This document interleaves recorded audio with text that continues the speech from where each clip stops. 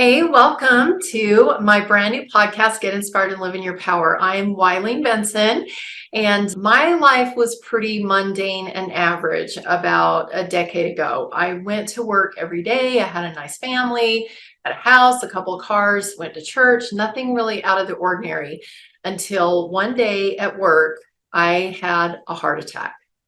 And when I went to the emergency room, they called it broken heart syndrome. That normal life that I was living, that I had created, was good, but it was nowhere near my potential. And my heart was literally breaking. My soul was trying to wake me up to the reason I was put on this earth. And my goal with each episode of this brand new podcast, Get Inspired and Live in Your Power, is to help people get inspired and start living in their power without a heart attack or some other dramatic event that forces you to look at yourself and the life that you've surrounded yourself with. That heart attack for me didn't happen overnight, and neither will your dramatic event if you get to that point. It is not something that happens overnight. There's a buildup, and I'm going to be sharing a little bit of my journey on this podcast episode to help you spot the signs and avoid an event that will force you to make a change, like I was forced to make a change. Abe Lincoln lost several elections before he finally won the election to become the president of the United States. He was constantly applying for the wrong job. He was trying to live a mundane, albeit good, life of service. I went from job to job to job, seeking the place that I could shine the brightest and do the best good for whoever I was working for. And I found out that you put yourself into relationship debt if you give more than you're hired for. Relationship debt is when you give so much that there is absolutely no way that the person can ever pay you back. And this is not just monetary. You may have relationships where you're creating relationship debt or where other people are creating it with you. It becomes so uncomfortable in that relationship because somebody owes the other person so much that the relationship actually has to end. Most, I would say probably all of the jobs that I've had over the last 25, 30 years or whatever, have ended in that relationship debt. And I'm going to give you some examples of that. I used to, when I worked for a doctor, I used to go on my lunch breaks and collect debts. And, you might think that's really crazy for somebody who is not a debt collector and who is a barely minimum wage employee to go and collect debts on their lunch break. And I was even working part-time. I wasn't even a full-time employee. I was working in billing, and I was appalled at the amount of money that was being left on the table. And so I really had put myself into the position of the owner of the business. And it became that important to me that these debts get collected. I'm going to share with you a couple of other examples. At 3 of the jobs I had, I took it upon myself to become the janitor because I couldn't stand using a dirty bathroom. So I didn't get paid for it. It was just something that I thought was needed, and I took it upon myself to do it. Now, I don't know anybody else that does that, but I did it. I got fired from one job because I asked the owner to share with me his mission and purpose for the business.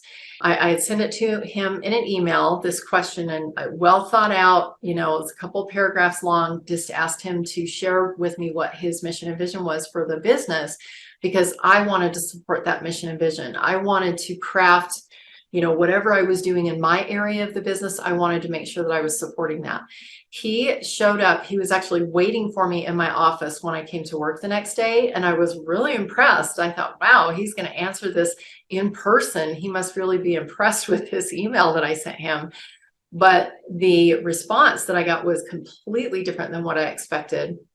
He said, "You want to know what your mission and purpose is? It's to ship things." I was working in the shipping department.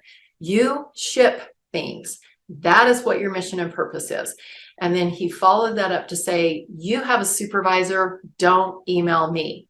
I'm the owner of the business. You go to your supervisor.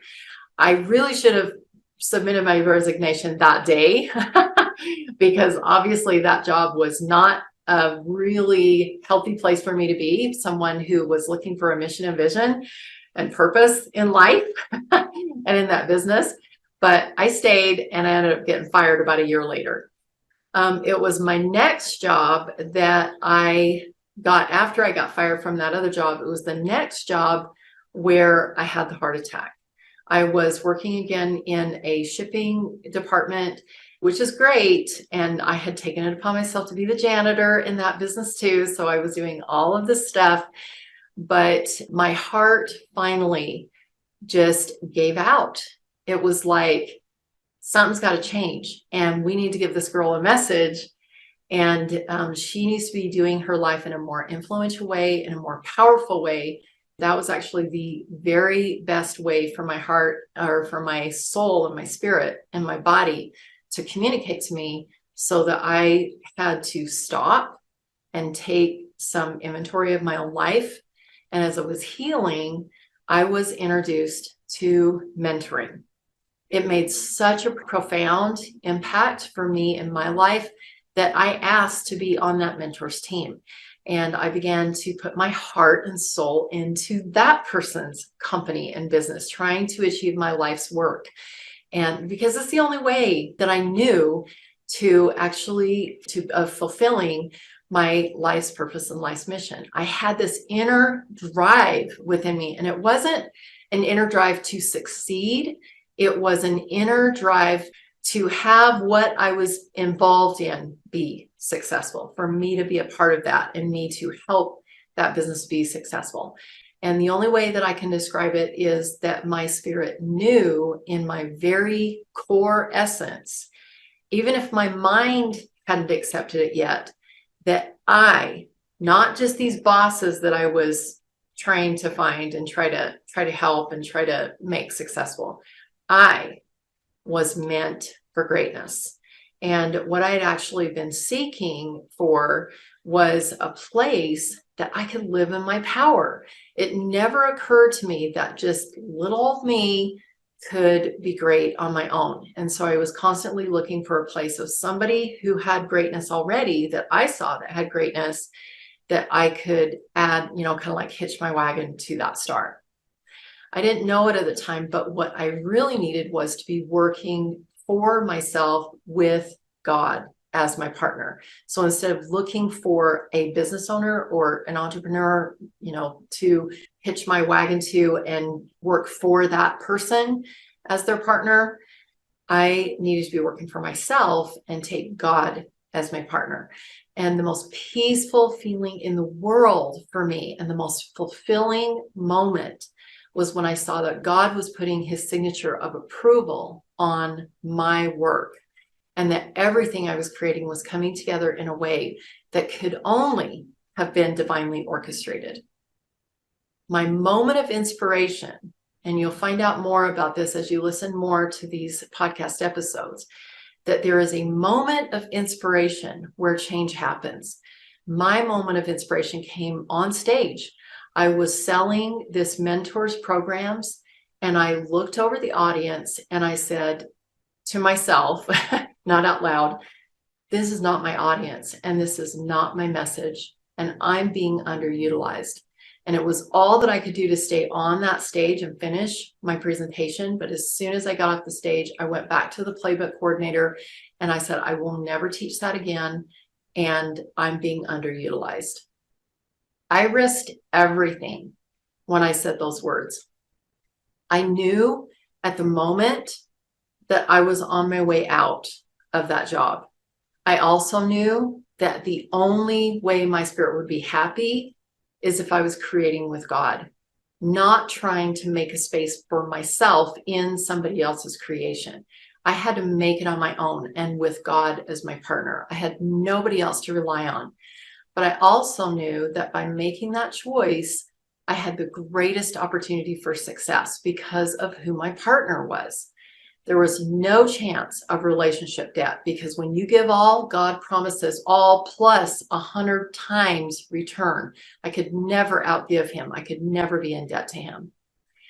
I gradually started embracing myself as a powerful mentor. I realized my genius had been in front of me all along. Every job in the past that I had taken before, I had taken it upon myself to make it successful, as if I were the business owner. I had the vision, I had the gift of knowing exactly what needed to change in those businesses to stop leaving money on the table and to bring the business into alignment and integrity with the mission of the owners. And to this day, if I ever go back to any of those places of employment, they would welcome me back with open arms and say, yes, absolutely, we need you. We need you in this business. But if I went back today, it would be as a business consultant, and I would be paid what I was worth, because I now know that I have value, that I have power on my own. And I'm using now this gift and this vision that I have to be able to help businesses be successful, but in the proper way, where I'm not creating relationship debt. Anyway, that's what I'm best at: receiving that inspired vision and the action steps necessary to catapult a business from being average, mundane, ordinary, the kind of life that I was having, that I was leading 10 years ago, take them from being that average, ordinary, mundane into being extraordinary. And it's not just the business, it is the business owner, because really it starts with you. You are the common denominator of your business. And when you can catapult yourself into your power, where you're getting inspired and you're taking action and you are living in your power, then everything that you create has that power in it. So everything that you create is extraordinary, because you have discovered that you are extraordinary. I have a private community with mastermind calls where I put my gift and skill to the test, and we mastermind and find that spark that revives the passion in your business. And everybody's welcome. There's no charge to be a part of that mastermind. You just have to sign up for my Get Inspired Power newsletter on my website, WileenBenson.com. And the newsletter gives you advance notice of when those mastermind calls are held, and information about upcoming podcast episodes, challenges, and events. We'd love to have you join that community. When a business and the creator serve the people in ways that nobody else can, that only you, because you're living in your divine genius, then that entrepreneur is living in his or her power. They are loving their life. A business like that lights up the person who created it, and it lights up every single person that it touches. I created this podcast because as I met and networked with successful entrepreneurs who were truly making a positive impact in the world and in their own lives, I realized that there are a few things that they all have in common. And I'm going to share those with you right now. The first thing they have in common is they acknowledge God as their source of inspiration. The second thing that they have in common is they trust their inspiration, no matter how crazy it sounds in the moment. The third thing is that they say yes when they get that inspiration. They act immediately. And the fourth thing that they have in common is that they risk it all, because they know that not acting is really the greatest risk. Get Inspired and Live in Your Power is not just a catchy name. It's a formula. The only piece that's missing is take action immediately. It should be get inspired, take action immediately, and then you can live in your power. That's what the name of the podcast really should be. This formula has held true for every guest that you'll hear on this podcast. They all got inspired, took action immediately, risking it all, and it didn't take long before they began living in their power. Thanks for listening. Please go on to the first episode with my good friend and mentor, Chris Crone. Chris is the one who originally taught me how to ask for and expect inspiration. I'm honored that he accepted my invitation to be my first podcast guest. From those beginnings over a decade ago, I created my trademarked daily GPS system. It is my simple way of getting inspiration daily and taking action immediately. Check the description for more details on this phenomenal process. Daily GPS is the one thing I still do and will continue to do daily to get inspired and live in my power.